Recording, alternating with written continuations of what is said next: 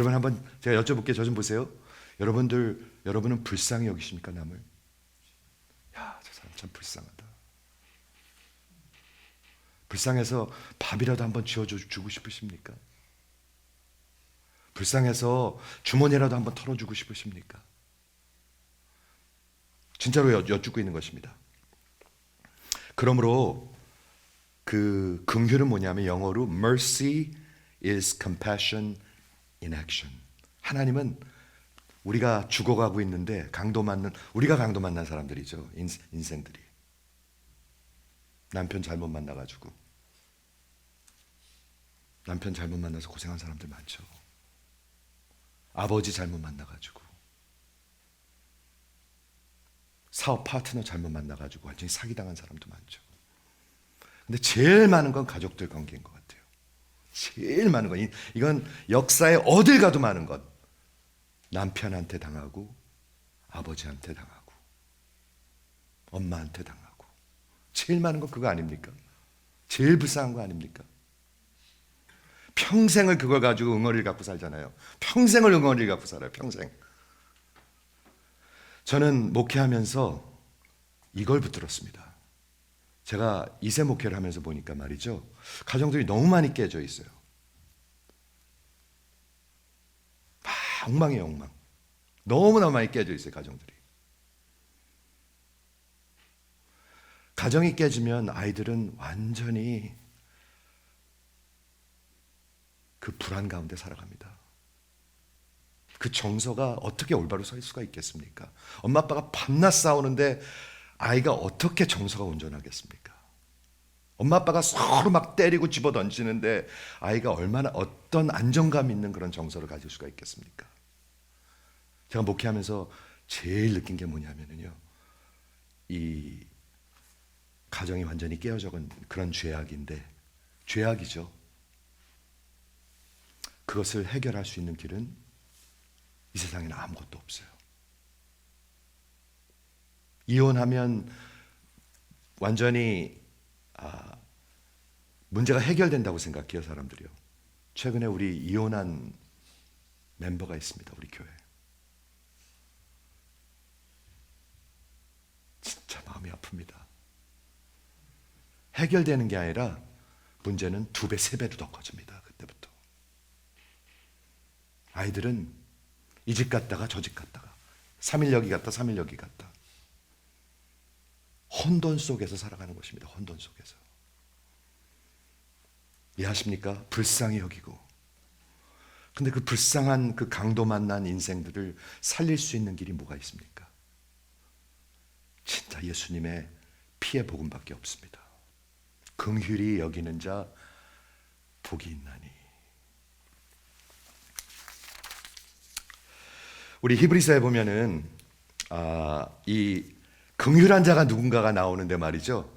제가 이번 주 지난주에 말씀을 안 전했으니까 쭉 공부를 하면서 성경에 merciful, 긍휼히 여기는 자라는 단어를 찾아봤는데 다 하나님 얘기예요. 하나님이 merciful한 분이에요. 하나님만이. 이해가 되세요? 그래서 그분을 만나지 않으면 여러분 절대로 긍휼한 사람이 못 돼요. 굉장히 무자비하고 무관심한 사람들로 평생 살아가죠. 왜 그러냐 하면 죄의 본질은 무관심입니다. 나밖에 모르는 것. 그게 죄의 본질입니다. 근데 저와 여러분은 다 그 죄의 본질 가운데 태어났습니다. 하나님께서 우리를 새롭게 태어나게 하지 않으시면 아무 관심 없습니다. 교회도 관심 없고 교회 개척도 관심 없고 아프리카도 관심 없고 아무것도 관심 없습니다. 그저 나만 관심이 있습니다. 이해하시죠? 그래서 거기 예수님에 대해서 나오는데 이렇게 나옵니다. 한번 들어보세요. 오직 예수님이 천사들보다 잠시 동안 못하게 하심은 인간의 모습으로 오셨다는 거예요. 그 이유가 있는데 그것은 죽음의 고난을 받으심을 통해서 십자가를 통해서 영광과 존귀의 관을 쓰신 예수님이 되시기 위해서이다. 그렇게 행하심은 하나님의 은혜로 말미암아 모든 사람을 위하여, 자 들어보세요, 죽음을 맛보시기 위함이라. 예수님이 육신이 있어야 죽음을 맛보시죠. 제가 우리 어머니 장례식 때 말씀을 전했는데 예수님이 죽음을 맛보셨어요. 맛있는 거 좋아하시죠? 좋아하시죠, 집사님? 네. 예수님이 죽음을 맛보셨어요. 예수님이 맛보신 죽음은 어떤 맛일까요? 아이, 그거 죽을 맛이네. 이런 말 하죠, 우리. 예수님이 맛보신 죽음 맛 아십니까? 하나님의 진노하심을 받았습니다. 노아의 방주 아십니까? 그건 아무것도 아니에요. 하나님의 마지막 진노는. 여러분, 이걸 묵상할 때 하나님의 은혜가 더 커지죠. 더 느껴지죠. 노아의 방주가 심판이었죠. 심판이었습니다. 싹 세상을 쓸어버렸습니다. 그 죽음을 예수님은 십자가에서 맛보셨어요.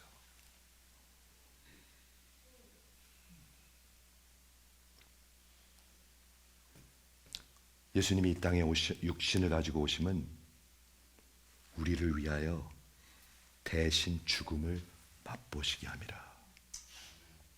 저는 이게 들어오시길 바라요. 안 그러면 교훈으로 들려 이거. 그렇지, 궁일하게 불쌍히 여기면서 좋은 일 좀 해야지. 그렇게 듣지 마세요. 여러분, 완전 실패하는 것입니다. 인간으로 오신 목적입니다. 그런데 이게 기가 막힌 게 뭐냐 하면 예수님이 뭐라고 그랬느냐, 우리를 위해서 죽음을 맛보셨는데 나를 믿는 자는 영원히 죽음을 맛보지 아니하리라. 이게 상관이 있을까요, 없을까요? 여러분들이 이게 레지스터가 돼야 되는 거예요. 그게 복음이에요. 여러분들은 그 죽음을 맛보지 못해요. 예수를 진짜로 믿으면. 아니면 그 죽음을 반드시 맛보게 돼요. 하나님의 자녀들이 혈과 육에 속하였으며 우리 육신을 가졌기 때문에 예수님도 같은 모양으로 함께 지니심은 죽으시러 오셨는데 죽음을 통해서 죽음의 세력을 잡은 자 마귀를 멸하시고, 이거 믿는 게 복음 믿는 거예요. 마귀를 멸해버리셨어요. 죽음도 없애버리시고, 그리고 죽기를 무서워하는 한평생 종노릇하는 자들을 살려주려 하십니다. 죽음이 두려우십니까? 제가 묻겠습니다. 저 좀 보세요. 다들 죽음이 두려우십니까? 솔직히 대답하세요. 두렵습니다. 제가 그리고 두 번째 질문하겠습니다. 심판이 두려우십니까? 심판은 두렵지 않습니다. 저는 예수님이 대신 받아주신 걸 믿기 때문에, 확신하기 때문에 두렵지 않습니다. 여러분, 두려우십니까? 죽음, 네. 죽는 것 자체가 두려운 게 아니라 어떻게 죽는 게 힘든 게 두렵죠. 고통스럽게 죽는 걸 보니까. 이 종노릇하고 산단 말이에요, 평생. 영원히. 한번 죽을 거 한번 경험해 보니까 말이죠, 사람이 무서워지기 시작하죠, 세상이. 그렇지 않습니까? 여러분, 죽음이 두려우십니까? 심판이 두려우십니까? 이게 해결되지 않은 사람들, 예수를 만나지 못한 사람들. 예수 만나셨습니까? 아니면 이거 그냥 좋은 교훈으로 들리잖아요. 긍휼히 사세요. 불쌍한 사람 도와주세요. 그거는 불교에 가도 똑같은 소리하고 이슬람 교회 가도 똑같은 소리 합니다. 그런 허튼 종교로 들립니다. 이게 그런 소리가 아닙니다, 여러분. 이해가 되시죠? 죽기를 두려워하는 한평생 매어 종노릇한 모든 자를 살려주려 하심이니 이는 확실히 천사들을 붙들어 주려 하심이 아니요 오직 아브라함의 자손을 붙들어 주려 하심이라. 그러므로 17절 범사에 우리 모든 형제들과 같이 되심이 마땅하도다. 이는 하나님의 일에 자비하고 신실한 대제사장, 예수님이 긍휼하신 분이십니다. merciful, 여기서 나온다는 것입니다. 예수님이 긍휼해서 감사한 분 한번 아멘 해보세요. 예수님이 여러분들한테 무관심하다면, 여러분이 남들한테 무관심하듯이 예수님이 무관심하다면 어떻게 되겠습니까? 예수님이 여러분들한테 무자비하시다면 어떻게 되겠습니까? 이해가 되십니까? 이게 영혼 속에 들어와야 된단 말이에요. 그 그래야 뭐 신앙생활이 있고 그렇지 않겠습니까? 아니면 다 껍데기들만 있는 거죠. 맨날 껍데기로 그냥 왔다 갔다 하는 거죠. 내 영혼 속에 예수님이 자비와 긍휼을 베풀어 주셨구나. 그래서 무슨 일을 하셨어요? 우리의 죄를 속량하셨습니다. 여기 너무 중요한 단어가 있는데, 속량이란 단어는 영어 성경에 보면 make propitiation. propitiation은 뭐냐면, 저 좀 보세요. 한마디로 하나님의 진노를 대신 받으신 것입니다. 여러분, 하나님의 진노를 묵상하셔야 돼요. 좋은 방법, 노아의 스토리를 한번 읽어보세요. 하나님은 죄를 그렇게 다스리세요. 여러분의 죄는 슬쩍 넘어가 줄까요? 전혀 그렇지 않아요. 그렇게 다스리세요.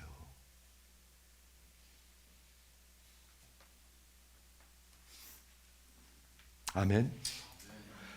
예수 믿는 사람들은 이게 너무나 감사한 말로 들릴 거예요. 아직 예수가 확실하지 않은 사람들은 괴롭게 들리죠. 이게 도망가고 싶죠. 자꾸 이런 얘기들은. 그게 증거예요. 그게 증거예요. 완전히 항복하기 전에는요, 이게 괴롭고 듣기 힘든 소리를만 들려요. 지금 괴롭고 듣기 힘든 소리 들리시는 분 한번 아멘 해보세요. 아멘 못하죠. 못해요. 그냥 괴로울 뿐이죠. 여러분을 자꾸 제가 너지하고 있는 것입니다. 완전히 항복하셔야 합니다. 완전히. 그게 구원에 이르는 길입니다. 아니면 마음으로 쓴 마음을 가지고, 평생 쓴 마음을 가지고 살아가게 될 것입니다. 그러므로 범사에 형제들과 같이 되심이 마땅하도다. 이는 하나님의 일에 자비하고 신실한 대제사장. 대제사장이 뭐 하는 거죠? 대제사장은요, 쉽습니다. 좀 들어보세요. 구약의 제사를 드리는 것은 하나님과 우리의 관계를 대제사장이 가운데 서서 제물을 드림으로 말미암아 평화를 갖게 하는 것입니다. 그렇죠? 동물을 죽이는 거죠. 내가 죄 졌는데 동물이 죽어요. 그게 뭐죠? 은혜입니다. 은혜. 대신 죽는 거예요, 동물이. 근데 왜 그거를 하나님이 받아주시죠? 하나님이 은혜로 받아주시는 거예요. 근데 그게 구약의 제사인데, 제사장은 그 하나님과 인간들 사이에 있는 제사장이에요. 그래서 제물을 갖다 드리는 사람이 제사장이에요. 근데 히브리서가 뭐를 얘기하고 있냐면, 이 구약의 모든 제사는 다 그림자일 뿐이고 예수님의 십자가가 제사다라는 설명하고 있는 거예요. 예수님이 대제사장이고요, 예수님이 제물이고요. 예수님의 제물이 뭐였죠? 동물이 아니라 예수님의 피였어요. 그리고 어디다 갖다 드려야 되죠? 저희 거룩한 성전에다 갖다 드려야 되는데 십자가예요. 그러므로 제사장도 제물도 그리고 성전도 다 예수예요. 이게 복음이에요. 이거 이해하셔야 합니다. 이해하신 분만 한번 좀 아멘 해보시겠어요? 대제사장도 제물도 예수님의 피죠. 그리고 그 제단도 십자가죠. 다 예수님이 단번에 죽으시는 거예요. 이 동물의 피는 아무런 죄도 사할 수가 없어요. 이 예수의 피예요. 지금 그 대제사장을 얘기하고 있네요. 근데 그 대제사장이 자비하세요. 여러분한테 무관심하지가 않으세요. 여러분도 무관심하지 마시기 바랍니다. 무관심한 사람들 같이 얌체가 없잖아요. 그러면 그런 예수님을 아는데 무관심하다, 그런 얌체가 어디 있습니까? 그렇죠? 그 표현 아시죠? 주의 은혜 받고 보니 일생 빚진 자다네. 빚을 이만큼 졌는데 입 싹 씻고 무관심하다면 그건 나쁜 놈이죠. 그거는요, 그럴 수가 없는 거죠. 그렇지 않습니까? 우리 영혼 속에 이런 은혜가 들어오시기를 저는 주의 이름으로 축원을 드립니다. 긍휼의 모습이 어떻게 나타나요? 용서로 나타납니다. 첫째, 용서. 마태복음 18장에 보면 어떤 왕이 있었는데 마지막에 계산을 합니다. 여러분, 성경에 계산하는 얘기들이 많이 나옵니다. 마지막 심판을 하나님은 여러분과 계산을 하실 것입니다. CPA, Counted Righteousness, 계산한다는 뜻입니다. 계산을 하는데 말이죠, 어떤 사람이 하나 왔는데 이 사람이 1만 달란트의 빚을 졌습니다. 1만 달란트. 1만 달란트는 얼마냐면 원 달란트가 600데나리온입니다. 600데나리온이라는 얘기는 원 데나리온이 하루가 한 남자가 하루 버는 돈입니다. 그럼 600데나리온이면 20년입니다. 20년 버는 돈이 1달란트입니다. 1만 달란트라는 것은 20만 년을 벌어야 되는 돈입니다. 얼마쯤 될까요? 20만 년 벌어야 되면 엄청난 돈이겠죠. 예. 근데 그 빚을 졌어요. 큰일 났습니다. 그때 당시 빚을 졌을 때 못 잡으면 가족들을 다 끌어다가 종으로 삼고 감옥에 쳐놓습니다. 언제까지? 다 갚을 때까지. 얼마나 걸릴 거예요? 20만 년 걸릴 것입니다. 뭐를 얘기하고 있죠? 하나님의 심판을 얘기하고 있습니다. 여러분, 하나님 앞에 빚진 거 갚지 못하면 20만 년 동안 빚을 갚을 것입니다. 그렇죠? 그런데 이 스토리에서 이 종이 예수님이 하시는 비유예요. 예수님한테 그 왕한테 빌기 시작합니다. 나 좀 불쌍히 여겨주세요. 긍휼을 구하기 시작합니다. 내가 다 갚겠습니다. 그게 진심으로 한 말인지 아닌지는 모르겠어요. 근데 하여튼 다 갚겠습니다 하고 무릎을 꿇고 긍휼을 구했어요. 그런데 27절에 보니까 그 왕이 저를 불쌍히 여겨서 긍휼히 여겨서 그 시간을 주는 것뿐만이 아니라 그 빚을 다 탕감해 줍니다. 여러분, 우리의 모든 죄악을 탕감해 주신 것입니다. 탕감. 이해가 하십니까? 그래서 이 사람이 큰 은혜를 입었습니다. 큰 긍휼을 받았습니다.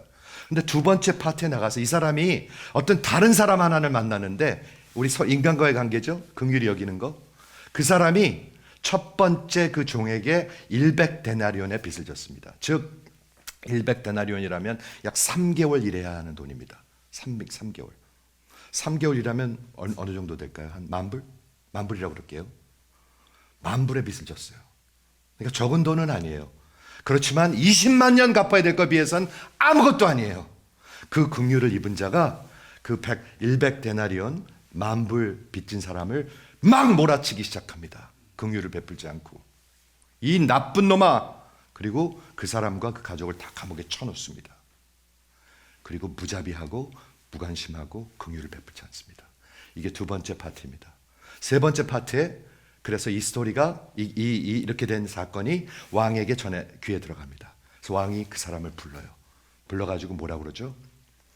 그 사람에게 불러서 진노하면서 말하기 시작합니다. 내가 너를 긍휼히 여겼는데 너도 내 형제를 긍휼히 여기는 것이 마땅하지 아니하냐?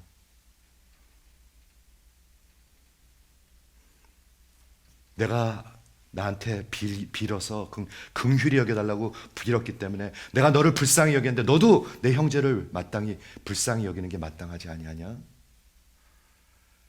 하면서 주인이 화가 나가지고 그 사람을 감옥에다가 빚을 다 갚을 때까지 쳐놓습니다. 몇 년 동안 들어갈까요, 감옥에? 20만 년. 그러면서 예수님이 마지막 설명을 하십니다. 너희가 각각 마음으로 형제를 용서하지 아니하면 하늘 아버지께서도 너희를 이와 같이 용서하지 아니하시리라. 너희가 너희 아버지를 용서하지 아니하면 하늘 아버지께서도 너희를 용서하지 아니하시리라. 굉장히 심각한 말입니다, 이거. 굉장히 심각한 말입니다, 여러분. 너희가 내 형제를, 내 남편을 용서하지 아니하면, 내 아내를 용서하지 아니하면, 내 아버지를 용서하지 아니하면, 멀리 있는 사람은 용서하고 할 것도 없어요, 그렇죠? 이 용서의 탑을 가만히 생각해 보면, 사람들이 스트럭하는 걸 생각해 보면, 멀리 있는 김정은 용서해야 돼요? 용서가 돼요? 용서하고 말 것도 없어요, 그렇죠? 그렇지만 아버지, 남편, 형제, 가까운 사람은 평생 내가 붙들고 살아요. 여러분 그거 아십니까? 제가 예배는 말이죠. 예배. 내가 중심으로 사랑하는 것입니다. 하나님을 중심으로 사랑하는 건데, 중심으로 사랑하면 중심으로 사랑하는 사람을 닮아갑니다. 그런데 중심으로 미워하면 그 사람도 닮아갑니다. 자기 엄마를 밤낮 때리는 아빠가 그렇게 미웠는데 자기도 자라서 자기 부인을 때리고 있어요. 그 무책임한 아버지가 그렇게 미웠는데 자기도 살고 사는데 무책임한 아비하고 똑같이 살고 있어요. 여러분 아십니까? 여러분들이 중심에 놓고 미워하고 예배하는 자를 닮아가게 되어 있습니다. 무서운 하나님의 법칙입니다. 이거는. 그러면서 마태복음 16장에 예수님이 이렇게 말씀하셨습니다. 너희가 사람의 잘못을 용서하면 아버지께서 너희를 용서하실 것이다. 그러나 너희가 잘못을 용서하지 아니하면 아버지께도 너희를 용서하지 않을 것이다. 한번 아멘 해보세요. 하나님의 말씀입니다, 여러분. 이 얘기는 뭘까요? 내가 내 형제를 용서한 것 같이 나를 용서하여 주옵시고. 어느 게 먼저인가요? 내가 용서했으니까 용서받는 건가요? 그 말 문장상으로는 그렇습니다. 내가 용서한 것 같이 나를 용서하여 주옵시고. 그런데 문제는 뭐죠? 우리는 누구도 용서할 수가 없습니다. 우리는 굉장히 공의를 찾습니다. 나를 아프게 한 사람이 반드시 벌을 받기를 원합니다. 나를 힘들게 한 그 아버지가, 그 남편이 반드시 트럭에 치여서 죽든지 아주 망하든지 그렇게 되길 원하죠. 그런 걸 막 꿈을 꿔요. 나를 힘들게 하고 나를 아프게 하고 나를 못 살게 군 놈 반드시 저놈도 벌을 받아야지. 그렇죠? 그런데 우리 예수님이 뭐라고 그러는지 아십니까? 제가 하나 읽어드릴게요. 이것도 히브리서에 나오는 말인데요. 내가 너의 불의를 긍휼히 여기고 너의 죄악을 다시는 기억하지 아니하리라. 이런 하나님 믿으십니까? 이분 만나면 용서할 수 있습니다.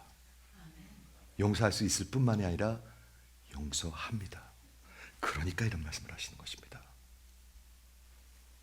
예수님 만나면 반드시 아버지 용서합니다. 예수님 만나면 반드시 남편 용서합니다. 아니, 아내도 할게요. 아내도 못된 아내들이 좀 있더라고요. 좀 보면 아내도 용서합니다. 두 번째 어떤 모습으로 나타나죠? 선한 사마리아인의 얘기처럼 예수님께서 어떤 사람이 와서 물어봤어요. 어떻게 하여 우리가 구원을 받을 수 있습니까? 이런 질문을 누가 했죠 또? 부자 청년이 했습니다. 이거 굉장히 중요한 질문입니다, 여러분. 여러분 구원 받았나 안 받았나 볼 수 있는 질문입니다. 어떻게 하여야 구원을 얻을 수 있습니까? 그러니까 예수님이 율법에는 뭐라고 적혀 있느냐라고 얘기했습니다. 그랬더니 마음을 다하고 뜻을 다하고 그 정성을 다하고 모든 것을 다해서 하나님을 사랑하고 내 이웃을 사랑하는 것입니다. 그렇지, 그럼 그렇게 가서 살아. 그런데 문제는 뭐죠? 그 율법을 지킬 수 있는 사람은 하나도 없습니다. 다 완전히 지킬 사람은 물론 없고요. 하나도 제대로 지킬 수 있는 사람은 없습니다. 아니, 로마서는 뭐라고 얘기하고 있냐면 여러분은 지킬 생각도 없습니다. 다 반항적이지 지킬 생각도 하지 않는 것이 인간들입니다. 근데 예수님이 그래? 율법에 그렇게 적혀 있어? 네가 나를 시험하는구나. 그럼 가서 그렇게 해. 그랬어요. 그랬더니 그 질문하는 그 율법 그 로여가 자기를 정당화하기 위해서 그러면 내 이웃은 누굽니까? 하고 물어봅니다. Who is my neighbor? 그랬더니 예수님께서 선한 사마리아인 얘기를 하죠. 어떤 사람이 예루살렘에서부터 여리고로 가고 있었습니다. 여기서부터 플러싱을 가고 있었습니다. 그런데 강도를 만났어요. 그래갖고 의도 터지고 쓰러지고 다 뺏겨서 반쯤 죽었다고 적혀 있습니다. 여러분 그런 분들 보신 적 있으십니까? 아는 분 있으십니까? 지금 반쯤 죽어갖고 아무것도 못하는 우리 주위의 이웃들. 제일 먼저 누가 지나갔죠? 제사장이 지나갔습니다. 목사가 지나갔습니다. 저 좀 보세요. 지나가는데 그를 보고 피해가더라. 저는 이게 기가 막힌 표현인 것 같아요. 봤어요. 못 본 게 아니에요. 근데 피해 가더라. 두 번째는 레위 사람들, 장로, 권사예요. 권사님들, 네, 장로님들. 레위가 지나가는데 그 사람, 반쯤 죽은 사람을 보고 피해 가더라. 똑같습니다. 세 번째 사람은 유대 사람들에게 사람 취급을 받지 못하는 사마리아의 사람이었었습니다. 그냥 별론 사람이었었습니다. 사회적으로. 그가 여행하던 중 그 사람을 보고 불쌍히 여겨, 긍휼히 여겨. 가까이 가요. 피해가는 게 아니라 가까이 가요. 기름과 포도주를 상처에 붓고 싸매고 짐승, 자기 그 말에다가 태워서 그 주막까지 데리고 가서 돌보아 주더라. 거기까지만 해도 대단한 건데 그 이튿날, 거기까지만 해도 대단한데 그 이튿날 그가 주막 주인에게 2데나리온, 한 500불 주면서, 이틀 일해야 되는 거, 한 500불 주면서 이 사람 좀 돌봐주세요. 거기까지 해도 대단한 건데 또 약속을 합니다. 만일 돈이 더 들면 내가 돌아와서 갚아드리이다. 아주 명확한 스토리입니다. 그렇죠? 그리고 예수님이 여러분에게 물으십니다. 이들 중에 이 사람의 이웃은 누구입니까? 누가 이웃입니까? 목사입니까? 권사입니까? 장로입니까? 누가 이웃입니까? 네, 그 사람을 불쌍히 여긴 사람. 그 사람이 뭐라고요? 불쌍히 여긴 사람, 긍휼을 베푼 사람, 자비를 베푼 사람. 그래, 그렇게 하라. 그 사람이 이웃이라. 그리하면 너희가 구원을 받을 것이다. 구원받은 자의 모습입니다. 그게 기독교 복음입니다. 조금씩 도와주라는 교훈이 아닙니다. 여러분 예수님 앞에 완전히 항복하셔야 합니다. 제가 우리 기도회 때 얘기합니다. 우리 새로 오시는 분들이 있는데 우리 교회에서 종교를 배우지 마시기 바랍니다. 종교를 배우지 마시기 바랍니다. 진짜 생명으로 예수를 붙드는 신앙을 붙드셔야 합니다. 저는 진심으로 얘기하고 있습니다. 저는 피나는, 진짜 마음에 피 맺힌 마음으로 지금 외치고 있습니다. 종교를 배우지 마시기 바랍니다. 신앙을 붙드셔야 합니다. 예수를 붙드셔야 합니다. 긍휼히 여기는 자 복이 있나니 하나님의 그 놀라우신 긍휼. 여러분 십자가의 긍휼을 묵상하시기 바랍니다. 하나님이 내 대신 진노하심과 심판을 받으셨습니다. 노아의 방주보다 그때보다 더 큰 진노를 받으셨습니다.